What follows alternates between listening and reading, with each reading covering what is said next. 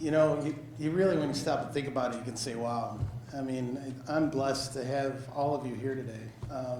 It's like Vinny said, it takes a village to do this, to turn an economy around that's been in decline for 50 years.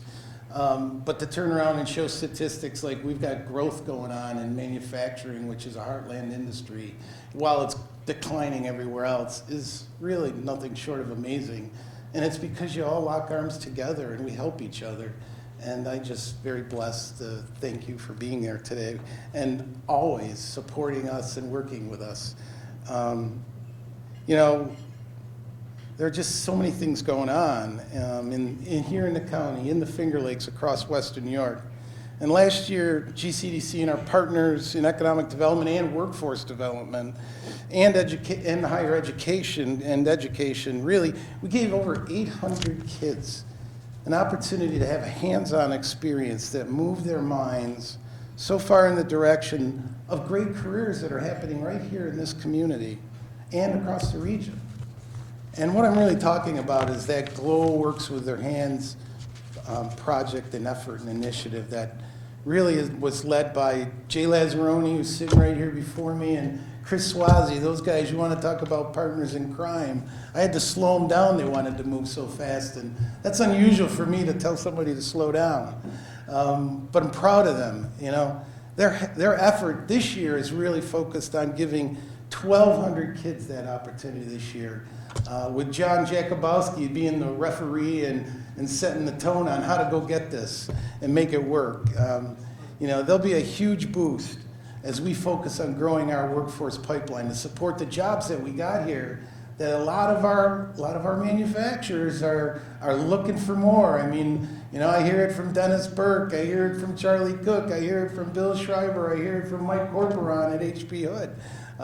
Lots of opportunities for our kids. You don't need a 4-year degree in liberal arts. You can make a great life in these positions, and you don't have to take on the student loan debt. You know, our downtowns are turning the corner. In Batavia, some of the biggest brownfields are seeing new investment in construction, starting in many of the projects, again, that Governor Cuomo agreed that were transformational. Theater 56 at the mall, folks, is under construction. First one out the gate.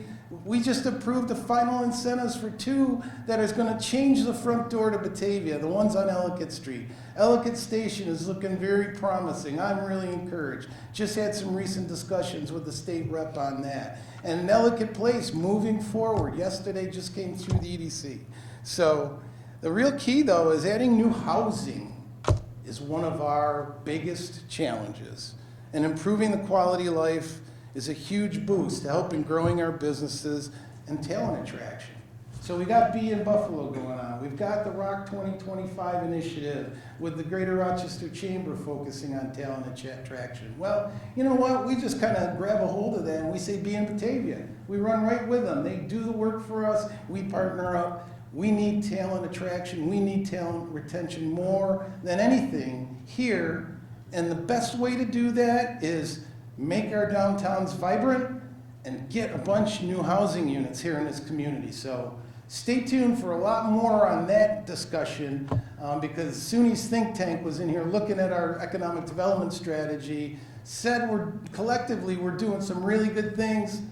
Housing is our Achilles heel.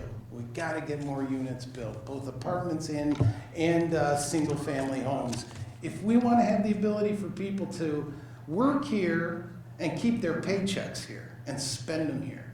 Because too many people commuting in, grab the paycheck and spend it elsewhere. We've sub-optimized all of these investments we've made through the years in industrial parks. And we've got a lot of growth going on there at the moment.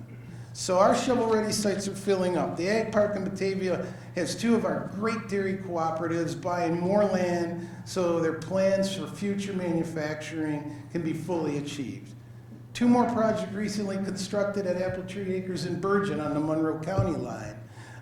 Leads are being followed. We had 109 leads last year that we had to follow, Swaz and team, going like mad. And of course, projects are being managed and looked at. Almost every one of our 1,800 acres we've developed through the years has had a proposal put out for a company to look their land there or to move there and expand there. 23 projects we did last year. It was a busy season. But we know that we can always improve. So as we worked all those goals last year, we also were working to gain an outside perspective, and I touched on it a little bit. You know, with our support of our dear friends at National Grid, who joined with us in a strategic economic development grant, thank you, Mary Grace and Art, we worked together and linked up with SUNY's think tank, the Rockefeller Institute of Government, out in Albany. And we asked them to come in and look at our strategy and our actions to see if there were ways we could sharpen the saw. Is there a silver bullet that I've missed? Is there things we could sharpen the saw to get better as we pursue our economic growth strategy here in the community? How can we do this better, more effectively? And the researchers spent about a year doing research, looking at opportunities, visiting with certain folks. And they looked at how we compared with other peer communities across the country that were particularly competitive in economic development circles. And they've already inspired new discussions and new directions that we plan to deepen this year. And we're on a mission. We just had that revealed to our board of directors last week. And now we're in a conversation about how do we reveal that to so many of you in this room, because there's a lot of information in there that requires us as partners. If we're going to maximize the economic opportunity for our children, and we're going to have a shot at bringing some home and keeping some here, we've got some work to do to lock arms together and do the best we can to make this place a place where our kids want to stay here and some of them come back home. So more to follow on that. That's going to be coming out soon. And there really weren't silver bullets, but there's a lot of opportunity.